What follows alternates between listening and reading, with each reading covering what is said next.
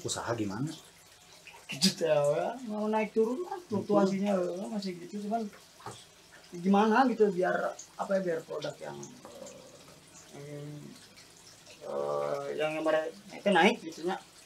Sebenarnya kalau lihat misalnya ada itu di Kamas gitu asal nggak naik wae gitu tah. Nggak naik wae. Oh, udah pasang iklan, udah pasang ini. Yang gitu ya jadinya teh apa? Naik turun. Oh. Yang anu ada mau kurang lah. Padahal turun. apa jualan di digital mah terus ya. Iya, tetap itu mah. Tetap. Ya, iklan nge-ads ya. Tapi ya itu ya. Sudah habis berapa? Lumayan anjir. Lumayan. Borot tuh. Boborot pisan. Aduh, aing mah. Kebetulan, Bar. Apa tuh? Kebetulan. Apa kebetulan? Kita udah ditonton sama teman-teman Parodius. Sudah on cam. Sudah on cam dari tadi ternyata kita parah. Parah. Tahu. Enggak dikasih aba-aba, kita curhat panjang lebar. Dikasihnya ibu-ibu. Sih kan udah belum on cam. Belum. Ya lah, sapa dulu. Assalamualaikum warahmatullahi wabarakatuh. Om Swastiastu, salam rahayu, salam sejahtera. Semoga selalu bahagia. Kembali lagi di podcast HBG Sederhana ini, yang dimana podcastan di streaming ini. Betul sekali. Dimana narasumbernya wadidaw juga. Wadidaw, pokoknya mah. Meskipun ada rasa sedih, ada rasa takut, kecewa, dibalik ke komedi. Balik komedi, gitu. Ketawa-ketawa pokoknya mah. Betul. Karena apa? Karena jargon Parodius Pak. Parodius Canda, tawa, suka-suka. Bar, udah nyapa, udah tenang. Kebetulan. Coba dong, pindahin kameranya. Apa tuh? Dan di sebelah udah ada jawaban dari curhat kita tadi. Tadi perasaan ini tidak ada, kenapa sekarang ada? Apakah ada magician? Makanya. Ini enggak. Arvin bawa saya ini apa? Jadi maksudnya ini teh. Tadi pas jualan jasa ngegebugin orang, nggak ada yang mau. Udah ketinggalin cen. Nu kieu mah moal sieun cen. Nggak ada yang takut sama kamu mah cen. Si ini ngomong, mau dipasarin nggak via digital cen. Anjir bisa gitu? Bisa. Saya nanya, gimana pasarin lewat digital teh? Ya gampang. Jadi nanti jualannya via digital. Cen, nanti keluar di handphone. Di komputer, jasa memukul orang secara digital. Waduh, anjir. Bingung kan ya? Daripada bingung langsung tanya langsung tanya aja daripada bingung. Saya bingung, antum bingung. Semuanya nggak akan nyampe. Teman Arvin itu. Temen. Siapa namanya? Tama. Siap. Saya kenalan lagi. Benar. Tama itu memang bergerak di dunia digital marketing. Betul. Kebetulan seperti itu. Kebetulan ya. Kebetulan. Bisa jadi yang lain berarti. Bisa jadi. Bisa jadi. Kebetulan dan kebenaran. Tuh gimana tuh untuk Atama nih di bidang digital digital advertising mungkin ya, atau digital marketing mungkin. Itu boleh dibuka sedikit nggak nih ke teman-teman podcast biar nggak pada bingung gitu, karena orang-orang teh kayaknya kayak saya aja tadi. Pasar jualan di digital teh kumaha gitu. Walaupun kita sering lihat iklan gitu ya di HP gitu, kalau nggak di layar komputer, prosesnya teh gimana, atau ternyata ada yang ngerjain gitu. Boleh dibuka dulu aja. Dari birokrasinya gimana dari awal bikin sampai bisa ke menaungi produk yang akan dijual. By digital marketing. Itu gimana Berat. Waduh. Jadi sebenarnya gini, akang, secara simpel sebetulnya Tama masuk ke dunia ini tuh kecemplung. Kecemplung? Iya, kecemplung. Itu bobolokok itu. Benar. Nggak sengaja. Nggak sengaja, benar. Jadi ya awal mula bisa masuk ke dunia digital marketing itu karena bakat. Bakatku butuh tapi. Benar. Ini yang sering kita dengar dari sebelum-sebelumnya. Bakatku butuh. Sama betah dah butuh. Yes. Jadi karena bakat kebutuh ini ya waktu awal pandemi 2019 kemarin. Kan awalnya dari dunia fotografi dulu. Sempat jadi fotografer dulu gitu, kurang lebih ya 6 tahunan lah gitu. Foto. Terus selama kelamaan kayak loh kok ku baru dak nu anyar gitu. Kalah sama anak baru gitu. Kok bisa gitu. Gitu. Ternyata setelah dikulik-kulik emang ternyata kurang di sini. Gitu. Permodalan gitu. Permodalan yang nggak kuat ya, pada akhirnya sering lihat kakak kelas nih liburan ke Bali gitu. Hampir tiap minggu kan. Ngeri banget. Ya nanya akhirnya di situ. Ini kok bisa kayak gini gitu. Kalau pas ditanya-tanya ngobrol-ngobrol ternyata budidaya tuyul. Saya kira babi ngepet. Enggak bercanda. Budidaya. Enggak. Jadi ya dia ternyata ngomongnya saya digital marketing. Oh, udah berapa lama? Akhirnya tanya jawab. Kebetulan waktu itu kerja di toko vape kan. Ketemulah sama salah satu orang yang emang kerja di salah satu agensi lah pada saat itu. Nah, tahun 2019 tuh setahu Tama pribadi ya, belum terlalu rame tuh agensi terus kreatif ataupun kayak digital marketing itu masih belum terlalu rame lah. Iya, betul. Gitu kan masih kayak jarang, terus saya nanya kita sogok pakai liquid satu. Nih Mas, ini ada liquid gitu ya. Coba dijelasin gitu tentang ini, elaborate gitu. Dijelasin gitu sama dia, singkat cerita gini tertarik. Gitu. Karena kebetulan waktu di vape juga megangnya kan lebih kayak ke sosial media, konten gitu kan. Kalau dulu mah bisa dibilang gajinya hiji tapi gaweana opat gitu kan. Betul. Gitu kan, gajinya 1 tapi kerjaan 4 ya akhirnya ya didalami lagi makin paham gitu, tentang dunia digital dan ternyata Tama pada saat itu kerja di situ tuh irisan dari digital marketing. Masih gitu. irisan Masih juga. irisan. Bukan secara keseluruhan ya. Betul. Kerja segitu capek aja masih irisan. Betul, masih irisan dan ternyata pas sudah ngobrol ya dikasih tahu lah katanya ya udah coba kamu ikut aja pelatihan ke sini katanya. Nah, setelah ikutan sama beberapa pelatihan agak ngerti nih. Tahun 2021 akhirnya mutusin buat balik ke Bandung. Setelah kurang lebih di Jakarta tuh 2-3 tahun lah. Di Jakarta ngomongnya gue lo. Hentu. Tadi nyampe sini jam berapa? Ntar jawabnya jam 4 CPRP. Jakarta gitu loh. Jakarta. Belakangnya pakai semuanya. Udah makan belum? Udah. Saya pakai apa? Tumis kenteng anjing. Keras dong. Nah, Oh, jadi sampai di Jakarta dulu. Betul. Nah, di Jakarta ini ya 2 atau sampai 3 tahun. 2-3 tahunan lah. 2-3 tahun. Sebelum pandemi ini. Apa pas di pandemi ini? Pada saat sebelum pandemi dan pada akhirnya pandemi. Oke. Gitu. Akhirnya pas di sana lama-kelamaan mikir kan semenjak kedua orang tua pada akhirnya udah duluan gitu kan. Ya saya mikir karena punya adik satu-satunya mending pulang deh gitu. Ya udah mending pulang ke Bandung. Pas pulang ke Bandung cuma punya sisa tabungan kan. Waduh susah nih kalau kayak gini caranya. Ya akhirnya coba mikir muter. Ya udah coba dalemin lagi tentang iklan pada saat itu. Karena kan waktu itu lebih fokusnya ke sosial media officer disebutnya. Lebih kayak ke admin balesin chat di Instagram gitu. Kan waktu itu TikTok masih dianggap sorry ya jamet gitu. Iya benar. Kayak sedadar Betul, kayak sekarang lah. Jadi emang pada saat itu mikir kayak oh ya udah deh dilanjutin aja yang kayak gini, terus coba dimasukin lebih dalam lagi. Akhirnya keterima deh di salah satu perusahaan gitu. Padahal kan dari tahun 2020 tuh sebenarnya udah mulai freelance. Cuman emang waktu itu tuh belum berani kayak yaudah deh cabut dari kerjaan utama gitu. Pemasukan sih sebenarnya udah ada gitu. Pemasukan udah ada. Dari freelance. Tapi waktu itu memang lebih berfokusnya ke marketplace, enggak ke iklan secara keseluruhan. Gitu. Jadi sekarang digital advertising ini tuh yang sekarang lagi dijalanin nggak cuma marketplace. Kita bisa ngiklan. Betul. Itu platformnya apa aja tuh? Ada Facebook, ya kalau kita nyebutnya sekarang Meta kali ya. Ada Meta, ada Google, TikTok, terus ada juga Snack Video yang baru, Twitter, LinkedIn gitu. Ternyata channel buat streaming juga lebih banyak lagi gitu setelah didalamin lagi. Ternyata dari dulu itu tuh kerja udah zaman freelance tahun 2020 kan masih di Jakarta tuh kebetulan. Dapat klien kadang dari Bandung, dari Bogor, masih nyambi juga buat foto kan. Akhirnya setelah didalamin lagi ternyata kerjanya cuma sama otot gitu. Jadi kita bisa ngasilin sales tapi kita nggak tahu fundamentalnya. Gitu. Jadi nggak tahu secara pengetahuan kayak oh ngitung ini tuh gimana gitu. Jadi ngelihat performa ini lebih bagus lebih jelek tuh di mana. Karena kan kalau dari dulu kita fokusnya udahlah yang penting salesnya nyampe sekian udah dibilang aman. Ternyata kalau misalnya kita dalamin lagi itu banyak rumusannya lah gitu. Jadi banyak rumusannya. Jadi hardware-nya udah kuat, cuman si software-nya masih belum mumpuni. Betul. Anggaplah kita pakai RTX 4090. Masih pakai XP gitu. Windows 2000 kayaknya.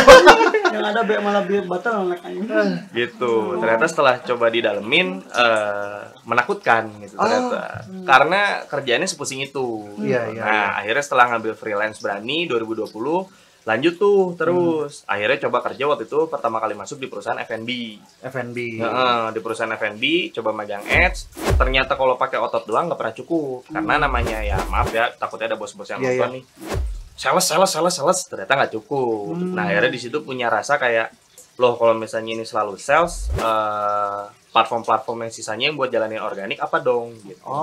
Jadi nggak punya alasan buat nerangin lebih dalam kan. Tuh, bos. Jangan hanya lumayan, salesnya aja Jangan ditekan hanya gitu ya. lengkap, harus lengkap bos. semuanya. Nah, ini itu yang berarti yang bos-bos ini ya atasan-atasan itu kurang Nah. mengerti, hanya ngepres doang. Betul. Jadi rata-rata Nah, rata-rata brand owner itu kan sebenarnya nggak salah ya. Iya. Brand owner kan pemikirannya dinamis. Namanya Iya. kalau udah mikirin revenue kan ujung-ujungnya buat operasional lagi. Iya. Ujung-ujungnya buat misalnya mensejahterakan karyawan-karyawannya lah. Betul. Gitu. Apalagi kan waktu itu bisa dibilang kita tuh ya one man show gitu. Jadi kayak megang semuanya sendiri. Pada akhirnya 2021 Rani masuk bootcamp. Gitu. Masuk kan apa dia? gimana? Bootcamp tuh jadi kayak pelatihan lah. Oh, pelatihan. Pelatihan bang gitu disebutnya. Jadi kenapa dibilangnya bootcamp? Karena di sana kita diajarin secara lebih mendetail lah tentang yang tadi rumusan-rumusan, fundamental, kenapa ini bisa gini, kenapa itu bisa gitu. Karena kan kalau dulu kita bikin konten kan nggak pernah ada setup yang sebegitu ribet lah. Iya, Kayak iya, kita iya. bikin ya udah asal bikin aja gitu. Yang penting postingan ada, bos nggak ngambek gitu kan. Betul. Yang paling penting itu. Ternyata setelah kita breakdown rumusannya banyak dan ternyata jabatan di dunia digital marketing pun banyak gitu. Ternyata banyak. Ternyata jabatan. banyak sub-subnya gitu. Jadi di digital marketing tuh kok setelah diulik ternyata stereotip tahun 2021 mungkin sampai hari ini stereotip bos-bos itu masih mikir bahwa digital marketing itu one man show. Jadi satu orang bisa ngerjain konten juga, ngedit juga. Ternyata itu beda. Padahal tidak seperti Jabatan-jabatan itu, ya. benar. Berarti Jadi sampai sekarang, sorry motong nih. Ya, apa-apa. Berarti sampai sekarang bos-bos atau owner-owner lah kita bilang, pelaku-pelaku usaha tuh masih taunya kalau berhubungan dengan digital nih cukup dengan satu orang aja. betul. Jadi mereka tuh kadang mikir belum punya tim spesialis. Jadi ginilah anggapannya. Digital marketing itu kelas umum, dokter umum. Jadi dia ngerti tentang penyakitnya, tapi dia nggak spesialis gitu. Oke. Iya. Nah, yang sebenarnya yang harus terjadi di perusahaan ini secara tanda kutip yang udah maju ya, atau mungkin udah besar. Kita nggak ngomongin UMKM. Mungkin kalau UMKM masih kita bisa bilang oke lah gitu. Iya. Kalau satu orang ngerjain semua gitu. Tapi kalau misalnya udah tahapnya tinggi gitu, ya mungkin memang sudah seharusnya punya spesialis masing-masing gitu. Ya kalau mungkin untuk UMKM ya skalanya tidak Betul. sebesar Iya. PT-PT yang Betul. ini. Jadi masih bisa untuk dikerjakan sama satu orang aja. Benar.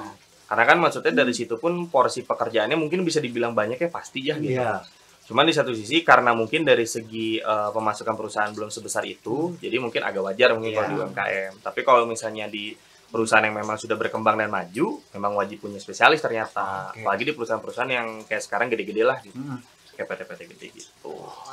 Pengalamannya Kang Tama nih atau Atama selama kerja di bidang digital marketing ini, irisan itu bisa dibagi jadi berapa ini nih, berapa segmentasinya ya? Ada. Spesialisnya tuh ada berapa sih minimal? Bukan minimal ya, kayak propernya di setiap perusahaan atau di setiap usaha tuh propernya ada berapa orang sih? Oh, ngeri banget. Oke, jadi kita ngomongin dari paling atas dulu nih. Ini sepemahaman Tama ya, jadi Iya, boleh dikoreksi mungkin nanti sama teman-teman yang nonton. Jadi yang paling atas tuh biasanya ada digital marketing strategis. Itu kalau di tim marketing ya, kita ngomong tim marketing atau sales. Ya, digital marketing strategis itu ada di topnya. Terus di bawahnya kita biasanya irisan turunnya tuh ada beberapa subtim lagi gitu. Kayak ada tim kreatif, tim marketing, terus tim sales. Nah, itu di bawah-bawahnya pun ada user tuh masing-masing. Biasanya manajer sales, manajer marketing, manajer kreatif. Nah, jadi kalau misalnya turun lagi di marketing, mungkin kalau di pengalaman Tama terakhir itu ada sosial media manajernya, ada sosial media officernya, sosial media analisnya, terus ada juga sosial media kalau kita nyebutnya apa ya, sosial media strategis lah. Ada lagi di bawahnya ternyata. Banyak banget. Di tim kreatifnya pun sama, jadi ada fotografer, videografer, terus ada asistennya juga biasanya gitu. Terus ada talentnya juga biasanya udah include. Di tim sales pasti ada kalau kita nyebutnya kalau nggak CRO ya AE gitu, akun eksekutif atau customer relationship officer. Di situ ada lagi di bawah-bawahnya turun kayak gitu. Tapi kalau secara digital marketing taunya sebetulnya harusnya kalau buat website nih ada SEO spesialis, terus ada juga content writer, terus ada juga copywriternya. Jadi macam-macam sih. Jadi kalau orang udah punya content writer biasanya copywriter nggak begitu butuh lah. Tapi kalau udah punya copywriter doang nih, content writernya biasanya harus masuk. Terus pemahaman Tama kemarin ya. Terus dari digital marketing yang sisanya Contoh buat iklan online nih, ada lagi performance marketing namanya gitu. Banyak bisa. Ada lagi buat bikin Dan itu konten. pun semua terintegrate ya. Terintegrate, biasanya satu tim tuh macam-macam lah. Jadi biasanya yang sering tektokan tuh emang tim marketing sama tim sales, terus nanti turun ke kreatif buat request gitu. Request konten. Buat teman-teman, buat bos-bos, kalau masih ngomong konten kreator cukup satu, Tempeleng nggak? Tempeleng Buat bos-bos yang tempeleng. kira bisa dikerjain sama satu orang, tempeleng nggak? Dipikir bikin konten sama iklannya gampang, hah? Belum Nggak ada gampang. jadi talentnya merenya. Talentnya aja banyak. Ini Bener, irisannya banyak banyak segala macam. Yang dipikirin juga susah. Ini demi apa? Ngangkat produk atau perusahaannya bos-bos semua nih biar muncul di Betul. digital dan tetap stay floating ya. Betul. Jadi kan kalau misalnya dibilang tadi dari segi sisupnya banyak, tapi itu kan orang-orangnya tetap bisa kita minimalisir sebenarnya gitu. Nggak semuanya harus ada, tapi at least ujung-ujung tombaknya lah. Dan biasanya ini memang cocok buat perusahaan yang memang sudah maju Iya. gitu. Kalau misalnya masih berkembang mungkin masih bisa, kan mereka ngakalinnya kadang pakai agensi Iya. ya gitu. Atau enggak pakai freelance gitu. Makanya ngakalinnya seringnya kayak gitu. Jatuhnya emang lebih secara biaya memang lebih efektif Lebih ya. efektif gitu, karena buat nyewa satu spesialis aja kan misalnya dia udah, kan kita ada macam-macam nih kan kelasnya, ada yang junior, ada yang mid, terus ada yang senior juga. Makin mahal tingkatannya makin mahal juga si orangnya gitu. Kita apa ya, kira si digital marketing itu ada produk yang dipublish apa gimana nih? Aku masih belum paham ya, maksudnya si digital marketing ini teh seluk beluknya seperti apa, birokrasi seperti apa, input proses outputnya tuh apa? Oke. Gitu, Kang. Nah, sebetulnya ya tadi ya kita kebagi jadi beberapa sub dulu nih. Jadi misalnya anggaplah kalau produk yang kita jual rata-rata emang jasa, rata-rata. Betul. Ini kalau kita ngomongin profesi lah gitu. Misalnya secara profesi, contoh kalau Tama kan sekarang lebih berfokusnya ke strategis nih, sama paid advertiser kan. Paid advertiser. Jadi misalnya kalau misalnya buat paid advertiser itu memang lebih berfokusnya ke kita mau ada produk apa nih yang mau dipromosiin sama si klien, terus nanti kita by prosesnya kita bakal ada brief-brief tertentu dulu gitu, kayak konten iklannya harus gimana, targetnya mau kemana, terus keuntungan dari si produk yang kita jual nanti bedanya sama pesaing itu apa sih gitu. Jadi kita nge-breakdown-nya dari situ. Banyak yang kita breakdown dulu, baru nanti kita launching si iklannya. Gitu kalau itu secara performance marketing. Tapi kalau misalnya secara apa namanya jasa-jasa yang sentuhan tadi ada lagi Kang. Misalnya kayak SEO spesialis, dia bikin artikel, blog yang istilahnya kata-katanya tuh gampang ke indeks sama Google lah gitu. Jadi kalau misalnya Akang suka searching di Google kan misalnya kenapa ayam berkokok, suka ada nomor 1 kan. Nah, itu tuh ke indeks tuh. Anak SEO-nya pintar berarti. Ya, Gitu. jadi begitu. Iya yang tadi Akang bilang gitu.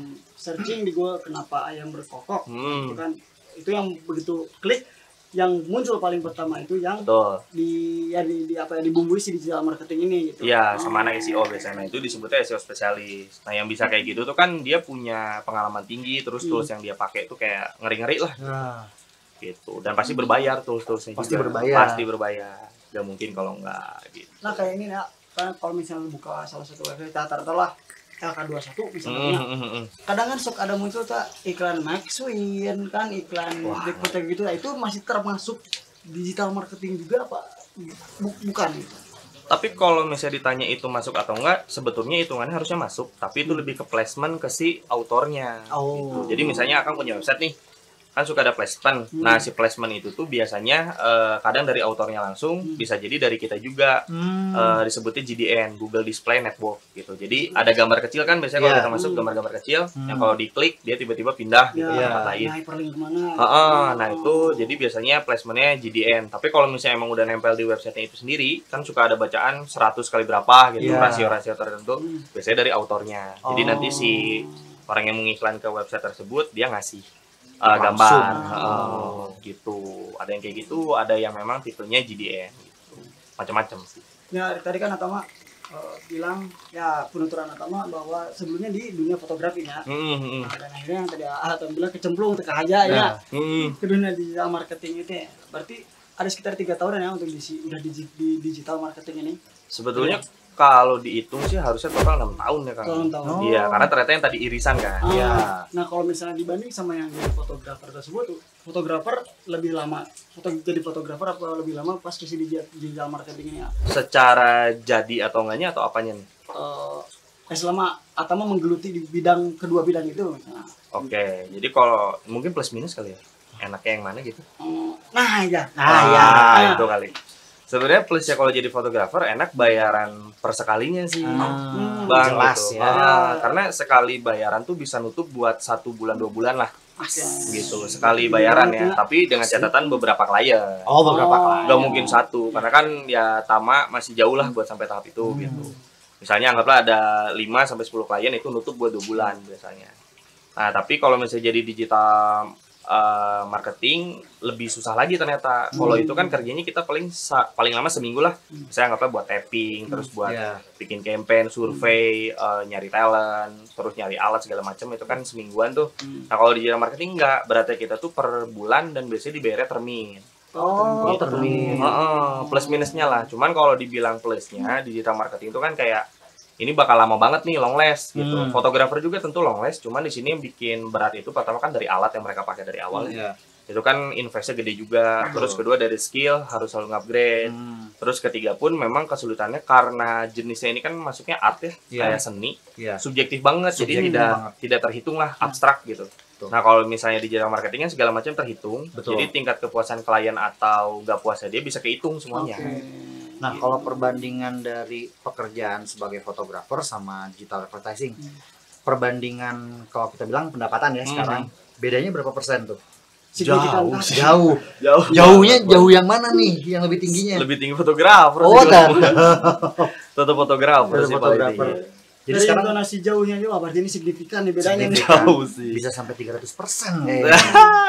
Dibilang 300% banget enggak sih. Wah, 299. Ya. Cuma beda 2.000 doang. Iya, emang plus minusnya di situ sih Bang. Tapi lebih susahnya fotografer itu adalah ketika kita harus bisa ngedeliver pesan yang dipinta sama klien sih. Karena lebih beratnya kan karena subjektif tadi.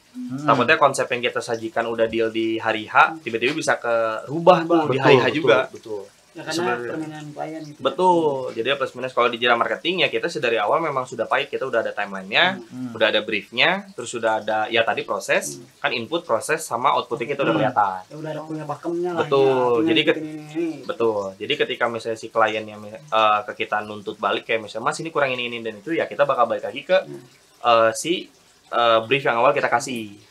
Gitu. Kalau kita ya mau ganti gitu kan sementara sudah ada ininya apa SOP nya. Ada SOP lah benar. Ada SOP. Lebih kayak SOP-nya. Blok kenapa enggak dari Lihat kontrak dari awal, lihat kontrak. Iya benar. Ikro. Jadi jangan tanda tangan asal, Bos. Baca dulu. Nah, ini kalau misalnya di sekarang berarti Bang Tama ini di agensi atau jalan sendiri? Sekarang itu jalan sendiri tapi ya pakai nama agensi. Oh, jalan sendiri tapi pakai nama agensi. Berarti punya agensi sendiri? Punya. Alhamdulillah. Ya, mudah-mudahan makin melejit terus. Makin melejit. Amin. Gede banget lah sampai bisa mengalahkan itu ini. Menyala abangku. Boleh di-spill nggak nama agensinya apa? Kali aja teman-teman podcast pengen ngiklan nih. Ya, ngiklan mungkin pengen meng-hire. Iya, meng-hire. Kali aja maksudnya ada salah satu tuh di dalam tuh lagi ngedengerin budidaya tuyulnya katanya pengen dibesarin. Waduh, punten saya bercanda. Serius juga nggak apa-apa. Jangan dong. Kita malah tertarik. Beneran ada budidaya tuyul. Kalau ada sama mau. Iya. Ya, tapi kalau misalnya teman-teman tertarik nih, boleh banget nanti di follow Instagramnya namanya tntd.id. tntd.id. Ya, namanya The Next Thing Digital Agency. Itu boleh dicari. The Next Thing Digital Agency, betul. Atau keren bisa, dan segitunya. Asli. Nah, itu bisa gitunya, ampun. Ulah gitu. Kalem, launan. Sedot, nanti jadi jualannya lebih banyak abis ini. Jadi pagar makan tanaman. Anjir, kayak lain bingung kayak. Nggak boleh begitu dong, Mas. Yang mengajari dihabisin sama yang diajari tidak boleh. Nggak boleh. Oh, nggak apa-apa dong. Tapi kalau dari belakang oke lah. Nah, Atama, ya. Untuk ngiklan ini nih, Yap. kan ngiklan ini ngeluarin uang. Terus tadi kalau mendengar pembayarannya si klien ini dia termin kan. Betul. Itu pengalaman Atama yang paling gede, kita nggak usah sebut perusahaannya lah atau siapa yang hire Atama nih, cuma yang paling gede dia per termin itu sampai di angka berapa sih? Rekor ya? Rekor ya. Rekor tuh kemarin itu di angka 65 lah. 65 juta ya. Oh, per 6 bulan tapi. Per 6 bulan. Ya. 65 juta. Jadi satu termin itu 6 bulan. Satu termin enggak, kita BRF tetap per bulan kok. Oh, per bulan. Kita tetap per bulan, biasanya ada DP juga yang harus masuk. Jadi untuk satu termin juga 1 bulan ya. Iya. Satu termin 1 bulan. Nah, itu 65 juta tuh untuk jasanya aja atau udah include sama biaya iklannya juga? Enggak, itu biaya iklan selalu di luar gitu dari keinginan si klien gitu. Pertanyaan baru muncul. Oke. Rekor yang hire-nya Atama nih, belanja iklan dia bakar uang paling gede berapa? Paling gede ya 85 juta lah per 6 bulan. Bakar uang 85 juta. Iya. Tapi dah iklan sih pasti ada sales balik. Pasti Nah, ada. sekarang kan digital advertising tadi ada digital performance ya.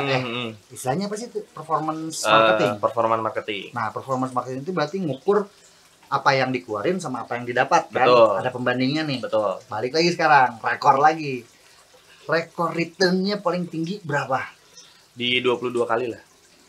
22 kali dari waktu itu budgetnya tuh sekitar 6 juta. 6 juta dikali 22 kali lah. Tapi masih ada yang yang saya kurang pahami, maksudnya return ini teh apa nah? Jadi RO gitu. Tadi. Yeah, jadi RO. dia spending 6 juta nih. Dia dapat salesnya 22 kali dari 6 juta. Oh. Ya. Gitu kan? 22 kali betul. Buset, edan. Jadi kalau biasa spending 200.000 kali 22 kali dapatnya Lumayan ya. 4 juta lebih. Tapi nggak selalu kayak gitu ya. Iya. Perlu di note ya. Nah, maksudnya nggak selalu seperti itu. Faktor penyebabnya apa Kak? Oke, sebetulnya banyak Bang. Pertama kan yang harus kita selalu pikirin tuh Orang tua. Wah. sebenarnya hal yang paling bikin susah tuh gini Bang. Orang kalau misalnya mikir dengan iklan, mereka pasti mikirnya bakal ada sales. Tapi nyatanya enggak. Oh, banyak. Nyatanya enggak. Oh, Banyak. Jadi kalau misalnya orang cuma sekedar bisa ngiklan doang, itu paling gampang sebenarnya. Tapi yang paling jadi kenyataannya tuh kalau misalnya kita udah pengen mulai nge-ads, kita emang pertama harus ada fase yang namanya bakar uang dulu. Bakar uangnya itu dari mana? Kita bakal lihat dulu si brand ini udah nyampe tahap mana. Kalau kita biasanya nyebutnya secara teknis ya, kita nyebutnya brand aktivasinya udah sampai mana. Kadang kan sekarang kita kebagi jadi beberapa tahap nih Bang. Jadi contoh kalau brand itu sendiri biasanya kebagi, ada yang beneran brand, ada yang all shop. Jadi kita harus bedain dua tipe dulu. Jadi kalau all shop kan dia jual apapun. Betul. Jadi contoh nih barang yang lagi rame sekarang ini ya dia dagang itu. Nah kalau misalnya brand biasanya dia udah punya bisa dibilang identitas sendiri. Iya. Dia suka jualan hoodie, dia bakal hoodie terus gitu. Betul. Ataupun turunannya contoh kayak oversize-nya gitu, sweater atau aksesoris fashion lain kayak celana mungkin. Jadi kan dia udah punya identitas sendiri gitu lah. Gitu. Nah, tadi kenapa dibilang nggak bisa selalu sales? Kita bakal lihat lagi nih si brand ini udah berapa banyak sales yang terjadi sebelumnya. Kita bakal lihat historical data lah. Jadi kita bakal lihat dulu dia itu pernah jualan paling tinggi di mana, alasannya kenapa, produknya apa. Gitu. Jadi ketika orang mulai nge-ads tiba-tiba dia ekspektasinya pengen jualan, itu agak susah tuh. Karena brand itu kan perlu dikenal ataupun all shop ya. Karena kan tahun ini tuh terlalu tricky, orang-orang udah makin lebih pintar kan. Iya. Gitu, lebih tricky aja gitu. Jadi tahun ini kan kita nggak mungkin jualan barang kayak gini. Ini aku jualan korek, dia itu bahannya dari ini loh. Iya. Udah nggak bisa gitu. Kalau tahun ini kita dagang harus kayak gini. Mau nggak korek yang mirip kayak Ariel Peter Pan? Gitu, karena Ariel yang pakai, jadi ya orang-orang pasti ketriggernya gara-gara Ariel yang pakai. Jadi kan kalau tahun ini kita ngomonginnya udah ngomongin psikologi marketing gitu. Jadi kita mainnya psikologis terus gitu. Pendekatan terhadap si calon customer kayak gitu. Nah, tadi balik lagi, kenapa nggak bisa dengan ngiklan aja nggak bisa langsung jualan? Itu karena si barangnya sendiri pun orang-orang kayak Akang lah ngelihat di Instagram Ads misalnya. Ngelihat satu kali ads itu datang nggak mungkin langsung beli. Pasti harus ada pendekatan lagi dulu. Misalnya lihat sekali baru swipe, lihat lagi sekali swipe lagi, 3 kali 4 kali, biasanya pas ke 5 kali baru branding nge-swipe. Kenapa? Karena di situ udah mulai ngerasa ini kenapa iklan ngikutin terus. Iya. Nah muncul aja Gitu. Pengen tahu sih dia dagangin apa. Akhirnya kita baru stalking, masuk ke dalam. Nah, di situ tugas kita baru jalan. Gitu. Baru kita bisa ngikutin lagi nih sampai pada akhirnya dia mau beli. Kenapa? Biasanya kita pakai yang namanya retargeting. Jadi kita nge-target ulang orang-orang yang pernah berinteraksi ataupun ada keinginan untuk beli gitu. Dengan catatan apa? Tadi dia udah melakukan sebuah tindakan, contoh visit ke website, visit ke salah satu marketplace yang dia punya gitu. Atau enggak dia pernah add to chart nih si barang ke add to chartnya dia gitu. Nah, kita baru bisa di situ jalan. Gitu. Nah, bakar uangnya di mana ya? Bakar uangnya tadi P1 itu kan kita ada beberapa tingkatan nih gitu. Kayak pertama di awareness, traffic, sales. Langsung tuh kita dari awal awareness kita bakal liatin dulu produk kita bagusnya apa, pernah dipakai sama siapa, kenapa ini barang kamu perlu punya gitu. Mungkin analisis SWOT-nya betul. Nah udah dapet, turun lagi ke traffic. Nah di traffic kita mulai bibita tuh Kang, misalnya barang ini lagi diskon sekian, bahan yang dipakai ini, orang yang pernah pakai ini, lain dan sebagainya gitulah. Nah pas sudah di conversion biasanya kita udah nawarinnya tentang buy one get one. Kalau enggak ini barang hanya sekarang dengan potongan harga sekian.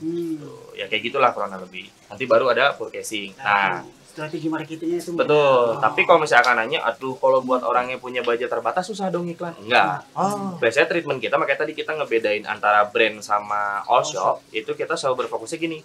Kalau all shop kita udah pasti dari awal targeting ads-nya itu udah pasti sales.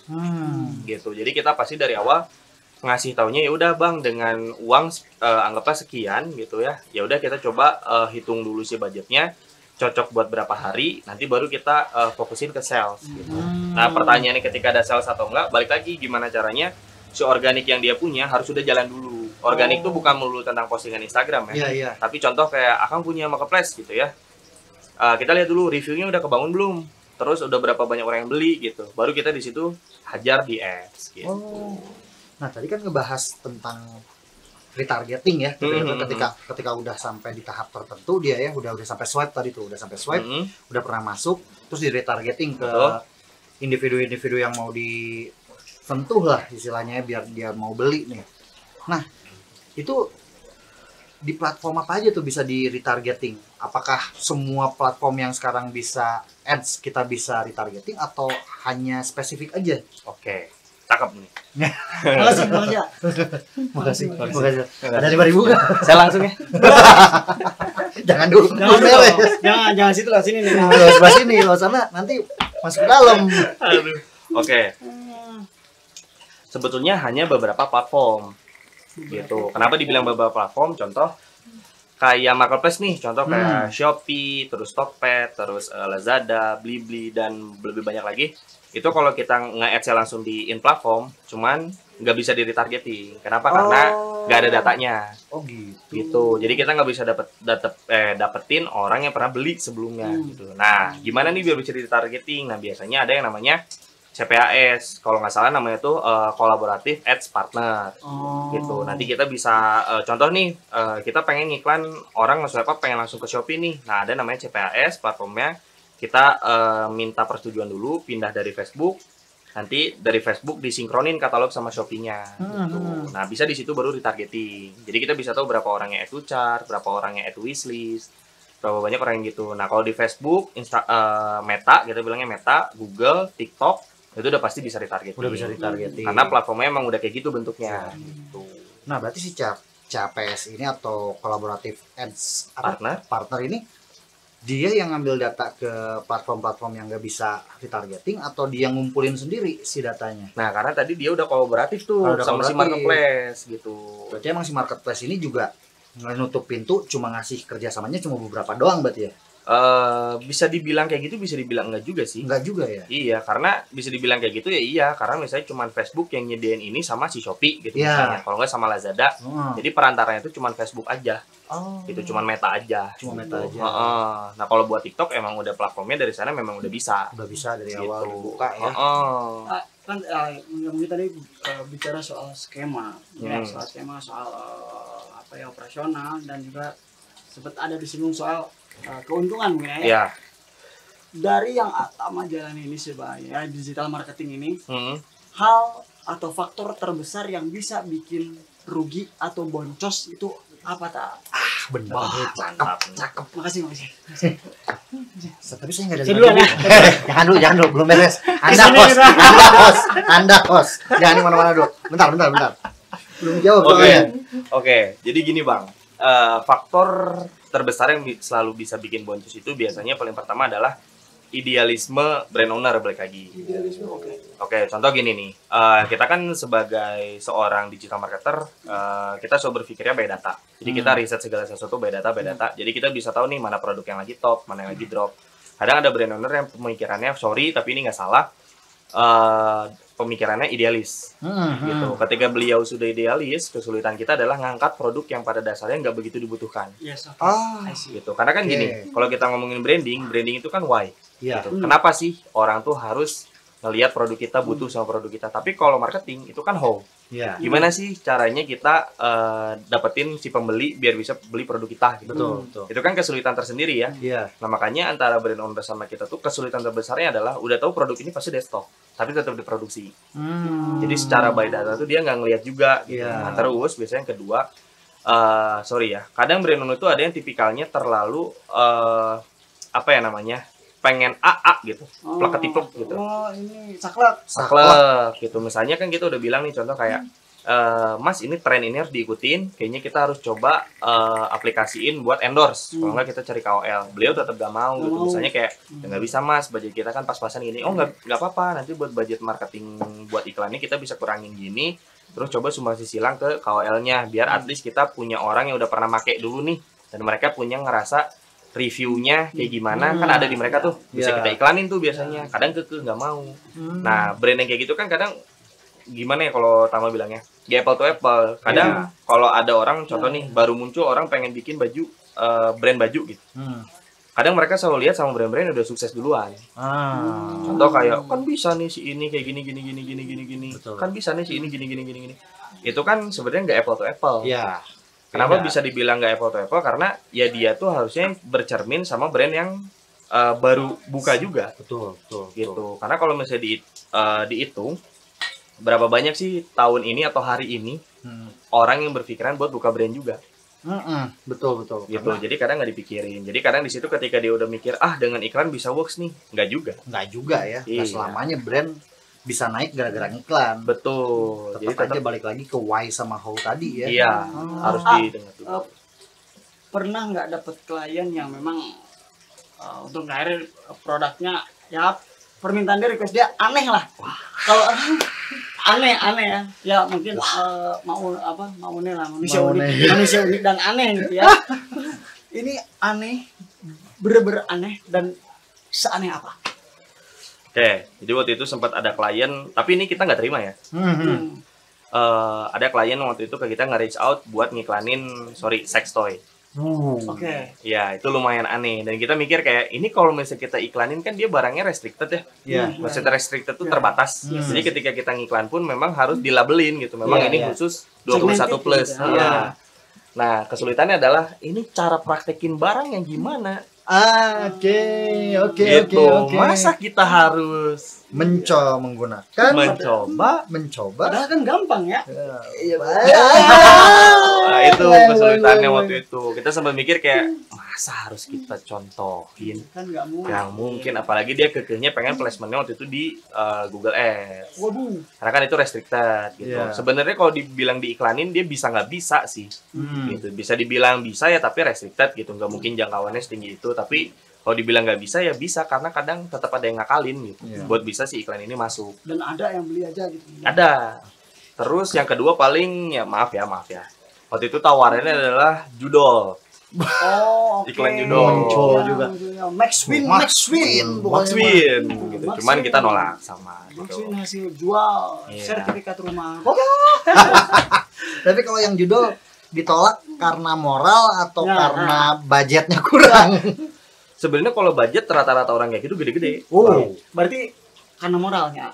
Atau enggak juga? Prinsip kita punya prinsip. Jadi oke. prinsip kita tuh kita nggak akan ngambil maaf ya gitu yang berbau politik, berbau tentang ya sara yang gitu-gitulah. Kita nggak akan berani ngambil. Karena kan selain jeleknya nama kita, terus keduanya adalah sekalipun ini jadi portofolio bagus, Nanti saya ditanyanya pas saya udah di sini. Iya.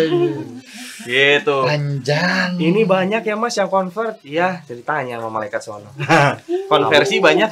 Silakan sini. Coba jelasin kenapa kamu ngambil? Hah? Ya, berarti yang nggak diambil itu Politik, ya sara lah, pornografi nggak akan diambil. Narkoba diambil berarti? Enggak dong. Perunten ini teh. Kalau nasi kopi bala-bala mah masih dikit. Maksud saya itu Oh iya, itu masih boleh lah, masih bisa. Kalau produk yang sampai sekarang nih dari rekor tadi yang disebutin, produk yang paling kayak jualan kacang paling gampang di ngerasa lah paling gampang diiklanin, gampang di marketingin. Story tadi. Segmen itu dah, woi. Itu kira-kira apa tuh?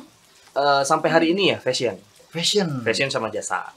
Tetap fashion. Tetap fashion atau jasa. Karena kalau fashion tuh yang bikin unik tuh kalau udah ada, kalau kita sih bilangnya apa ya? Penggemar garis keras lah gitu. Itu lebih enak buat kita mainin. Karena kan plusnya kalau kita ngiklan, si klien udah punya database, kita bisa ngambilin datanya lebih cepat. Gitu. Nah, Atama kalau selama ngejalanin agensi ini naik turunnya fluktuasinya itu kayak gimana, sama pengalaman paling pahitnya apa sih? Wah, mantap Yang paling pahit ya jadi bayar klien sih. Pernah. Sampai hari ini masih tetap ngejar sampai hari ini. Nggak dibayar. Bisa beli Brio lah satu. Sampai hari ini lah itu. Masih susah sih. Masih belum selesai. Belum. Dia kabur atau ya pasti kabur sih ya, nggak mungkin yang lain sih. Sebenarnya nggak kabur sih kalau dibilang kabur mah, Bang. Karena dia tetap upload Instastory. Ya nggak kabur, kirain meninggal. Iya, kirain meninggal kan. Alasannya sih lucu-lucu sih, Bang. Kadang ada yang bilang katanya pilot, terus ada yang bilang nggak ada modalnya ditipu orang, terus ada yang dibilang emang butuh modal nikah kadang. Macam-macam lah. Ya macam-macam lah. Tapi ya maksudnya ya kita pribadi pun kalau nuntut beratnya emang ke kita sih. Nah kan harus nyewa lawyer, terus ke kejaksaan juga kan lumayan. Mungkin ini salah satu faktor yang bikin boncos tadi mungkin ya. Kita udah ngelakuin yang terbaik gitu, karena kan sebenarnya kalau di dunia jasa tuh yang paling PR tuh adalah ekspektasi dia sama realistisnya kita nyampe nggak gitu aja. Sebenarnya paling PR tuh gitu. Jadi ketika si kliennya ngerasa ini nggak nyampe, ya kan kita pasti selalu nanya balik gitu, nyampainya di mana, datanya mana gitu. Kita selalu nanya balik dulu. Tapi kalau misalnya di kenyataannya nyampe-nyampe aja, dia ngebikin yang enggak ya kita juga kadang agak pusing sendiri gitu. Kayak kejadian yang kabur ini kan gitu. Dia bilang outputnya nggak sesuai, pas kita coba tanya balik ya udah bahannya mana gitu. Kita mau visit buat bikin konten gimana, kayak gitu. Tapi untuk yang kabur ini, kalau secara marketing performance tadi, apakah apa sih namanya, ketahuan nggak sama teman-teman di agensi, sama Atama, sama rekan-rekan semuanya lah yang di agensinya Atama itu, dia tuh sebenarnya menghasilkan gitu sebenarnya? Ya sebetulnya ini kita ngomongnya antar sesama pemilik agensi atau gimana? Bukan, maksudnya Atama di agensi ini sebenarnya udah ngelihat nggak kalau dia tuh bohong gitu? Kelihatan. Karena maksudnya ya tadilah maaf ya gitu bahasanya. Semiskin-miskinnya dia tetap naik mobil lah. Gitu. Nggak ada duitnya tetap ada mobil. Dan produk yang kemarin di campaign-innya lah gitu ya. Di postingnya di iklaninnya, dia ada konversi sebenarnya. Karena gini, kalau dua brand yang terakhir kita coba ulik ini, dua-duanya mereka riset gitu. Jadi sebetulnya brand lama udah punya klien, udah punya buyer. Cuman ketika dia pengen coba naikin lagi, karena kan alasannya pasti pandemi kan. Pas pengen di reactivated, ternyata dia ada trouble di cash flow gitu. Katanya mah gitu alasannya ya. Padahal kita tetap udah tekan kontrak dan kita pun udah minta DP gitu. Yang satu udah DP, Paribasa lah alasan. Yang satu udah DP, yang satu lagi belum gitu. Ya itulah plus minusnya. Plus minusnya workshop mungkin ya. Workshopnya di Bandung. Kita di Bandung. Kemarin itu kita sempat di Cikutra, tapi karena udah beres kerja sama kan kemarin kita beres kerja sama, kita akhiri dengan baik-baik saja. Akhirnya kita pecah kongsi gitu. Kita pecah, jadi pada akhirnya ya udahlah kita jatuhnya bermitra aja gitu, tapi tetap berhubungan baik gitu. Ya, udah ya itu kenal pas fungsi mending bermitra aja. Iya, kita bermitra aja. Karena satu dan lain hal lah. Ya betul. Supaya banyak pertimbangan.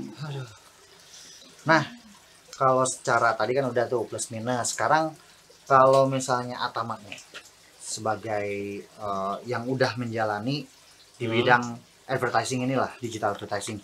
Itu kalau ada buat ke penonton nih, ada tips nggak sih buat penonton yang baru mau mulai? Ya pemula lah ya. Pemula lah. Pasti ada nih teman-teman di podcast yang wah menarik nih pengen masuk. Ya. Ada tips and tricksnya nggak? Dengan penjelasan tadi dari Atama juga pasti orang-orang tergiur untuk mencoba di hal itu. Nah, jadi tips ya itu tadi Atama tipsnya untuk pemula yang benar-benar baru mau terjun itu.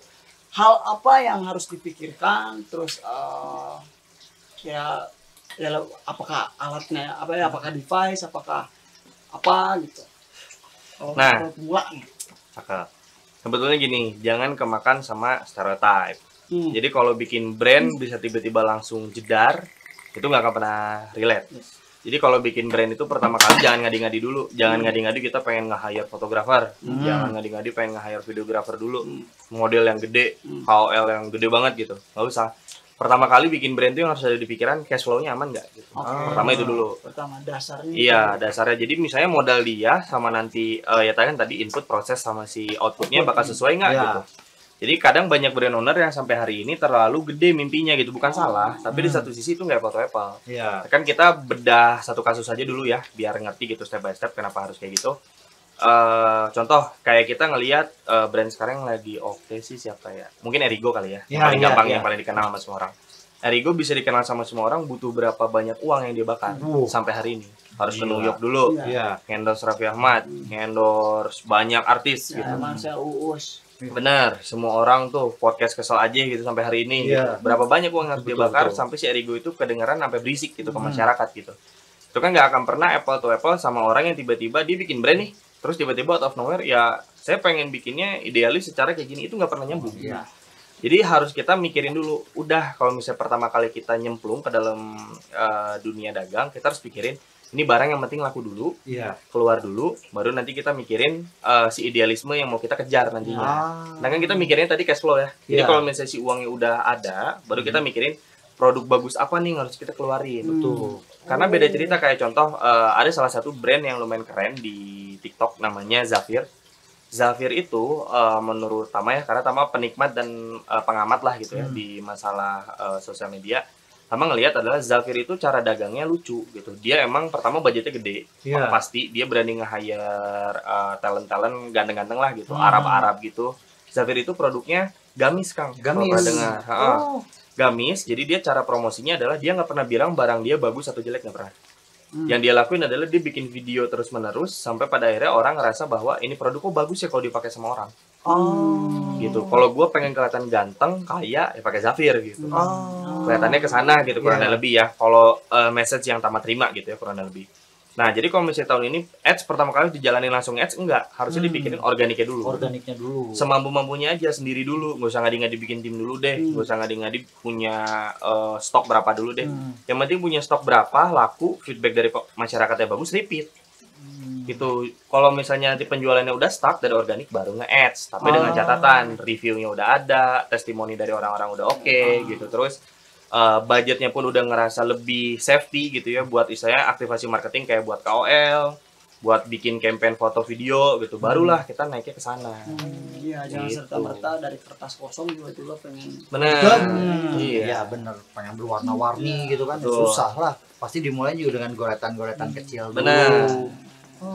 Jadi dari hal kecil dulu gitu kan, karena tahun ini tuh terlalu mikirnya kayak, aduh dengan bikin brand pengen deh kayak brand A, brand B yang udah bener-bener gede gitu. Sedangkan kan mereka proses yang gak kita lihat adalah jatuh bangunan mereka gitu. Betul. Yang kita lihat kan enaknya gitu kan. Padahal yang harus kita pikirin, dia awalnya bikin ini tuh kenapa. Nah di situ kan baru nemu jawaban dulu, karena sebetulnya produk-produk yang didagangin sekarang, apalagi parfum sama skincare, itu tuh pintar. Kenapa? mereka ngejawab keresahan masyarakat. Gitu. Karena kan pada ujung-ujungnya adalah produk yang bermanfaat. Ini produk bisa dibilang bermanfaat. Kenapa nih? Ya contoh kayak skincare. Orang Indonesia kan rata-rata kalau keluar dari pagi sampai siang kena sinar matahari terus.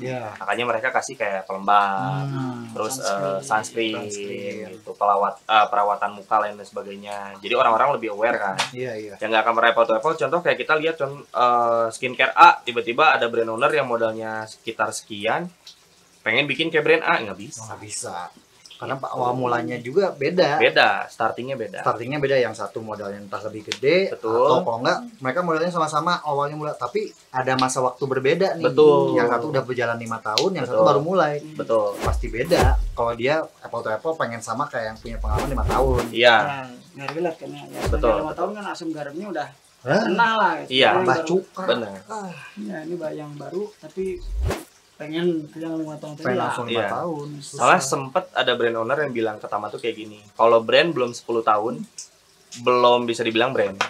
Gitu. Sampai itu brand owner yang udah pengalaman. Pengalaman. Dia tuh dagang baju juga sama. Dia bilangnya kalau ini belum 10 tahun jangan bilang ini brand gitu. Kenapa? Karena memang kesulitan paling utamanya adalah tadi sih, dia selalu bilangnya money management mindsetnya belum kuat lah. Karena takutnya masih sering kegoder-goder kan. Iya. Gitu. Kalau brand kan emang benar-benar harus stagnan, terus dipikirin terus si cash flow tuh enaknya gimana sih? Betul. Gitu. Nah, plus minus lah. Itu plus minusnya ya. Jadi buat teman-teman yang baru mau mulai bikin produk, jadi jangan ngadi-ngadi pengen langsung pengen 5 tahun nih punya pengalamannya. Tetap aja startnya dari nol, perlahan nikmatin prosesnya, naik turunnya. Nanti juga sampai kalau pengen kayak Rigo ya bakalan nemu juga. Manusia aja kan orok ya, orok hilang, ngorondang, aja kelumpat, naik nyokot kemari nonton ya kemari nonton kemarin ranking. Ayo mah kerek lahir bisa numpak ranking, yang nggak bisa dong, bangsat. Dari yang nggak apple tadi kata Tama. Kalau itu kan tadi buat teman-teman podcast yang udah pengen bikin brand nih. Ya. Nah kalau misalnya teman-teman podcast yang ternyata tergerak ingin punya profesi yang sama kayak Atama, kira-kira Atama pengen ngasih tips and tricksnya apa nih? Tips and trick paling berat ya, jangan capek belajar sih. Karena maksudnya dunia digital itu trikinya adalah dia update hampir setiap 1 tahun sekali. 1 tahun sekali? Iya. Maksudnya teknologinya, terus caranya, terus mungkin apa ya namanya, format kontennya. Mungkin kan update ya, kalau dulu kita lebih terkenal mungkin sama 16/9 gitu ya, horizontal. Sekarang tiba-tiba ke 9/16 gitu, vertikal, TikTok kan. TikTok ya. Zaman dulu kita lihat foto orang masih pengen nge-like kan. Iya. Sekarang tuh kita cuma nge-scroll doang. Gara-gara kebiasaan apa TikTok? Nge-scroll. Kalau ngerasa cocok, di-like, mikirnya di-save kan. Iya, langsung gitu. di-save sih, udah bukan likes doang sekarang. Jadi treatmentnya makin beda, jadi kita yang harus makin kayak gini nih kayaknya paling cocok, update terus. Pas pengen mulai jangan muluk-muluk kayak pengen tiba-tiba jago, enggak. Karena Tama pertama kali nyemplung pun itu harus rugi berapa banyak juga gitu. Pertama kali ngiklan tuh rugi dulu gitu. Terus modal yang dikeluarin contoh kayak beli tools kan tadi, beli alat-alat buat nunjang kerjaan Tama lah. Kayak alat buat ini, alat buat itu kan banyak banget.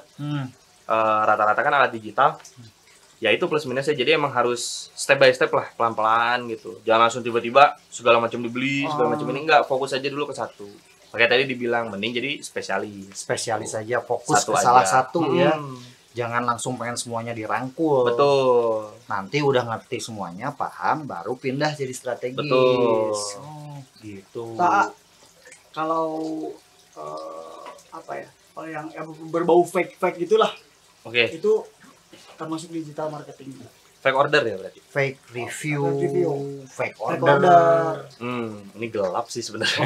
Wah, ini enggak kita suka nih. Baru dan ini per digital marketingan. Tapi sebetulnya masalah fake-fakean itu dibilang masuk atau enggak bisa dibilang jasanya mah masuk. Jasanya masuk. Karena sebetulnya itu udah ada dari zaman dulu. Dulu tuh disebutnya ada fake traffic, kayak buat masukin ke website, trafficnya biar kelihatan gede banget gitu. Padahal mah nggak ada. Terus ada juga yang kayak fake viewers, buat orang yang suka live, viewersnya gede gitu. Padahal mah ada orangnya nggak beli gitu. Nah jadi masuk ke jasa atau enggak sebetulnya bisa dibilang mungkin irisannya masuk sih. Irisannya masuk. Tapi itu tidak untuk ditiru ya. Iya janganlah. Tidak untuk ditiru. Tapi kalau mepet ya gimana lagi? Iya. Tapi itu ada after effect-nya nggak? Kalau misalnya kita sampai kepepet, pakai jasanya fake review, fake order atau Ya, fake viewer gitu. CDRT mungkin brand jadi jelek atau Ya, naik lah gitu apa gimana? Sampai hari ini sih mungkin buat teman-teman penggiat marketplace harus ini agak relate. Sampai hari ini sebetulnya efeknya belum kelihatan oh gitu. untuk marketplace ya. Tapi Untuk untuk misalnya viewer, bot likes, bot followers itu pasti kerasa. Untuk sosial medianya ya. Karena mereka biasanya kena shadow ban, yang like-nya makin dikit gitu.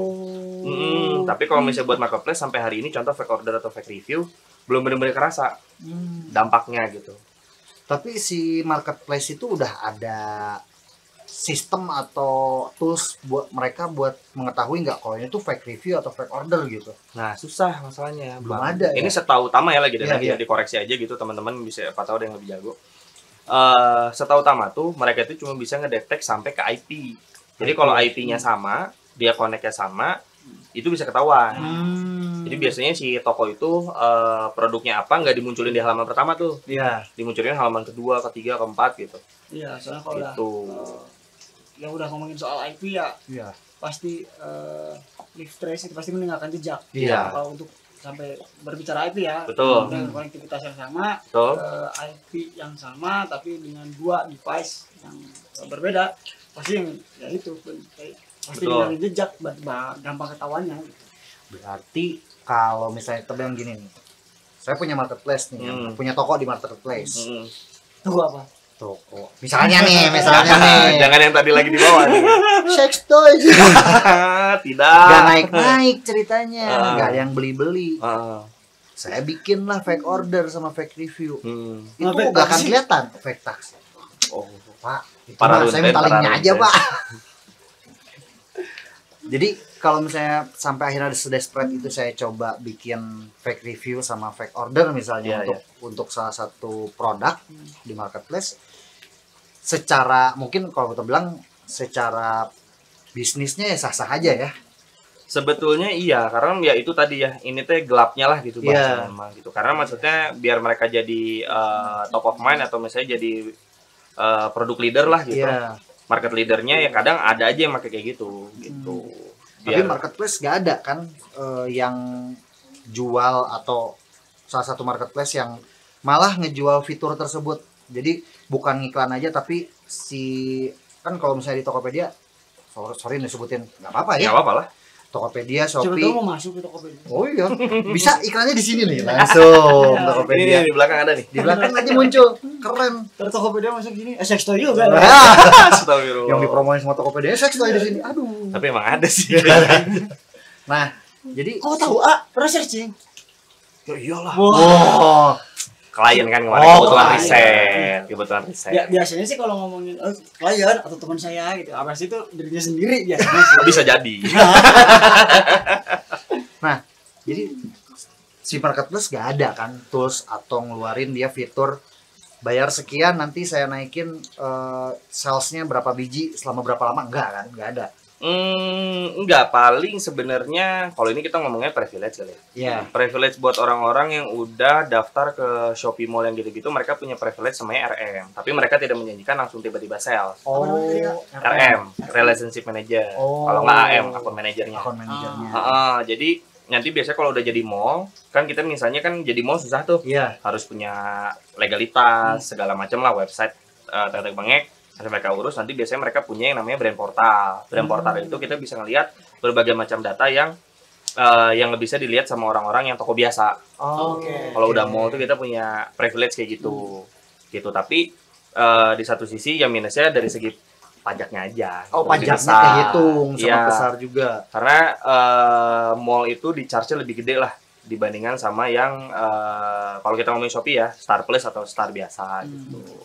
Berarti sebenarnya kalau ada udah brand sampai punya fitur mall nih ya di Iya. salah satu marketplace, itu dia udah kalau di mall tuh kan kita taunya identiknya Iya. sama diskon. Ya, Udah mah diskon, potongan dari atau apa sih biaya dari marketplace-nya juga gede.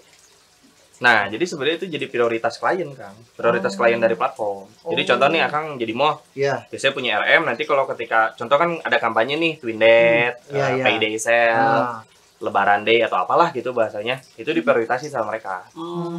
Gitu.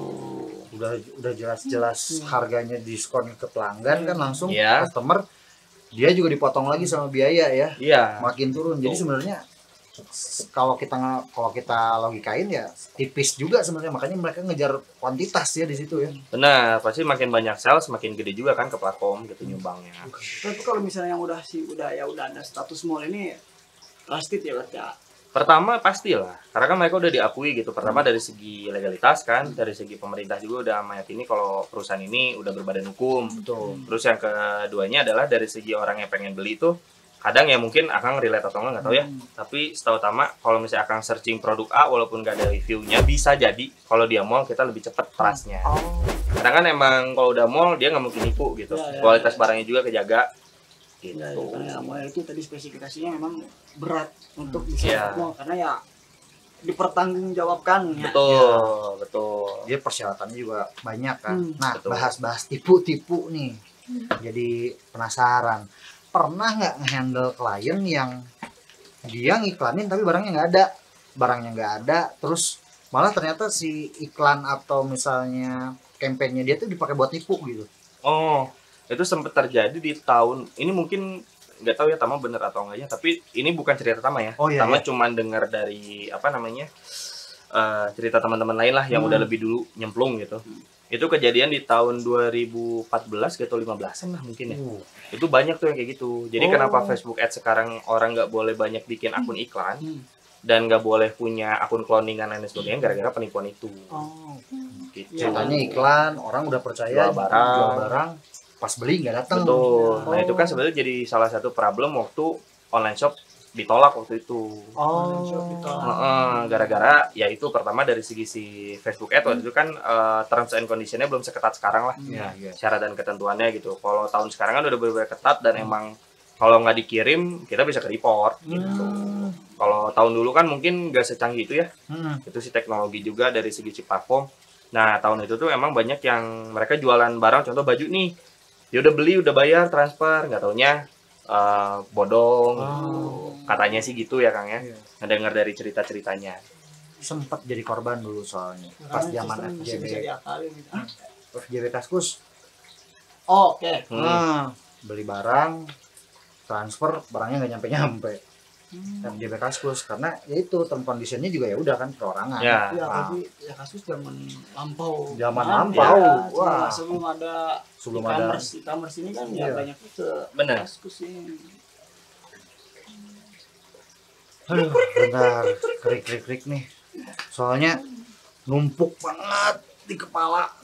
Semua informasinya masuk. Biasanya kita ketawa-ketawa ini serius dari tadi. Jadi bikin mikir, jadi kayak Obrolan kepikiran. daging semua tadi. Daging semua asli. Anjir. Atama kalau ini mah buat penonton lah ya. Apa ya? Kalau misalnya mau mulai, yang tadi kan sebelumnya dijelasin juga kan. Iya. Cash flow-nya dulu gitu ya. Mhm. Kalau misalnya ya ternyata buat ingin awal memulai, tapi ternyata ya terlah kita bertiga misalnya kita mau mulai mau nyemplung lah, tapi ternyata si cash flow kita tuh sudah apa ya terkonsep dengan baik dan rapih. Wah, mantap. Nah, kedepannya apa? Tinggal ngelakuin apa? Oke. Iya Kang ya. Yang paling pertama adalah jangan jualan seks toy ya. Jangan ya, tolong. Nggak boleh. Yang begitu. Sebetulnya saya mendukung ya, tapi tolonglah gitu. Aing mah. Yang begitu. Saya bukannya punten ini ke teman-teman yang mungkin ada dagang kayak gitu. Tapi ya sebisa mungkin jangan lah gitu. Karena ya nanti nggak kepake punya kita, Pak. Wah. Aduh, sangat tidak expect ternyata ke situ ya. Betul. Saya pikir produk itu bakal banyak yang beli. Disaranin jangan. Ya udahlah, Ya, stop aja. karena punya kita nggak kepake. Iya sih, Karena benar. lebih- Bahaya dong, kan ukuran desain lebih besar dari yang kita, Pak. Ada yang Arab, Afrika. Waduh. Iya. Kongo. Oh, anjir. Ini bentuknya kayak gorila. Kongo mah ini panako bedug. Anjir. Anjir. Ngelilit dong di sini. Waduh, ya makanya nggak bisa kalau lihat cewek cantik kayak situ. Pasti gini kan di sini. Kenapa nggak bisa ngelanggar? Asam urat? Bukan. Udah malu lah. Gacung. Aduh. Aduh. Iya. Ya oke, tadi kan cash flow ya. Jadi sebenarnya yang kedua tadi kan pertama sih pasti riset sih saranin. Apalagi buat teman-teman yang pengen mulai sendiri ya. Kalau Tama dulu searchingnya adalah podcast sih pasti. Jadi podcast. Kalau Tama dulu risetnya adalah dulu ada namanya Agung 69, Fusek. Itu buat youtuber yang emang mengedukasi lah. Terus ada juga Mas Andri, Mas Bram juga ada salah satunya. Terus ada juga kalau yang sekarang lagi up to date itu kasih solusi itu cakep tuh. Terus keduanya ada juga Minutes of Manager itu juga cakep tuh. Jadi kalau mau insight buat bisnis gitu. Terus kalau bener-bener pengen targeting banget ke iklan, emang belajar banyaknya ke orang India biasanya. Orang India sama orang US langsung yang ngajarin. Mereka step by step ngajarin tuh. Sampai step by step semua. Tapi kalau ternyata teman-teman di sini ada yang suka baca, langsung aja belajar ke metanya langsung. Kalau enggak ke Google Academy. Kalau nggak salah itu deh namanya. Google apa gitu namanya. Di itu langsung dibuka semua tuh buat belajarnya. Tapi pakai bahasa Inggris. Step by step lah. Itu yang susah sih bahasa Inggrisnya. Gak bisa bahasa Inggris. Nggak bisa bahasa Inggris. Tapi ada versi Indonya kok. Ada versi Indonya. Ada. Pakai Google Translate. Iya dong. Udah canggih. Hasilnya berantakan. Nah setelah tadi udah riset, barulah kita nyoba buat dagang. Paling gampang mah cari aja produk winning udah. Produk winning itu gampangnya gini, kita cari produk yang lagi laku di pasaran. Gitu. Pasti bukan sex toy ya. Ingat, bukan. Saya tadi keingetannya Winning Eleven soalnya. Waduh, kita main dong. Iya. Yang ikutannya wasit lah. Kamu wasit bisa main ya? Nggak, wasit nonton. Oh no. Wasit selagi bayarannya mahal bisa main. Oh iya. Nah, maksudnya tadi winning ini adalah produk yang lagi banyak di pasaran. Betul, lagi banyak dicari. Contoh tuh tahun ini lagi rame tuh parfum. Oke. Terus skincare. Iya. Nah, coba masuk ke situ. Cuma kan emang ribetnya parfum sama skincare harus ada, kalau nggak salah sih harus ada perizinan tertentu lah. Legalitas. Tapi itu udah pasti winning. Gitu, udah pasti menang gitu. Karena memang lagi dicari banyak orang. Terus dan orang pun mungkin pemilih, tapi tidak sepemilih itulah gitu bahasanya. Apalagi kalau harganya bisa murah gitu. Ya kan orang Indonesia banget, murah, banyak, bagus dah. Murah, meriah, muntah. Dah, eta. Emang berdebar akhirnya. Ya udah, Atama sekarang daging banget semuanya, tapi mohon maaf nih karena dibungkus dengan durasi. Kita udah nyentuh durasi yang ternyata udah sampai ujungnya nih. Oh enggak, tadi kata Bapak Pimbro udah terusin aja sampai subuh sih. Masih kuat? Enggak. Pimpro tuh di belakang. sampai subuh nih. Sekarang karena kita udah lengkap nih. Sebenarnya belum lengkap sih. Jadi kalau nanti pengen lebih lanjut, belajar lebih lanjut tentang digital advertising, tips and tricksnya kayak gimana, bisa ke Atama langsung. Nah, Atama coba dong. Boleh jelasin lagi, promosiin lagi nih. Boleh teman-teman, siapa tahu ada yang di sini ngerasa penjualannya stuck, Anda butuh bantuan. Udah menjual banget nih. Datang dong. Tong-tong. Butuh bantuan buat penjualan, butuh bantuan untuk dari segi branding segala macam, boleh kontak Tama. Nanti di sini ada Instagramnya, mungkin masuk ke tntd.id atau langsung ke Instagram Tama pribadi boleh @22inside. 22 insight ya. Boleh langsung kontak di DM atau langsung nanti ada WhatsApp-nya di situ. Kalau WhatsApp teman-teman di balik ini tapi jadi buat dapetin WhatsApp harus buka dulu. Nah. Ada effortnya kalau buat dapat WhatsApp. Bener, nanti ngebalik ini ada nomornya guys. Ya udah, kita udah sampai ke penghujung acara. Tadi udah lengkap, udah daging, udah pokoknya ini kepala sampai pusing karena ternyata dari awalnya mau nanya-nanya yang ringan, waduh dikasihnya yang intinya gitu. Jadi buat teman-teman kalau misalnya ternyata menurut teman-teman untuk episode bersama Atama ini masih hanya yang menurut teman-teman ya masih hanya below the surface, masih permukaan, boleh langsung ke Atamanya buat informasi yang jauh lebih mendetail dan dalam gitu ya. Betul itu buat teman-teman kayak kalau merasa untuk yang si video ini masih below the surface, masih hanya di permukaan lah ya gitu, jadi bisa langsung ke Atama aja untuk penjelasan jauh lebih dalam tapi nggak sedalam sex toy. Pokoknya Atama untuk hari ini, untuk episode kali ini. Kita terima kasih Sangat banyak, sangat-sangat terima kasih. Banyak ilmu yang kita dapat ya. Iya, banyak ilmu, bahkan ilmu yang tadi disampaikan bisa kita aplikasikan di podcast kita. Tentu saja. Amin. Jadi memang kita ngundang Atama ke sini tuh untuk memberikan informasi dan kita jabal gitu. Iya. Nah, nggak apa-apa, jabal. Silakan. Pokoknya makasih banyak untuk ilmunya, makasih banyak. Tepuk tangan sekali lagi untuk Atama. Keren. Thank you. Ya, karena memang sudah di penghujung acara gitu ya. Pokoknya jangan kapok lah buat Atamanya memang di sini gitu. Boleh teman silakan podcast Canda Tawa Suka-Suka dipimpin oleh Atama langsung. Atama, boleh silakan. Boleh. Podcast Canda Tawa Suka-Suka.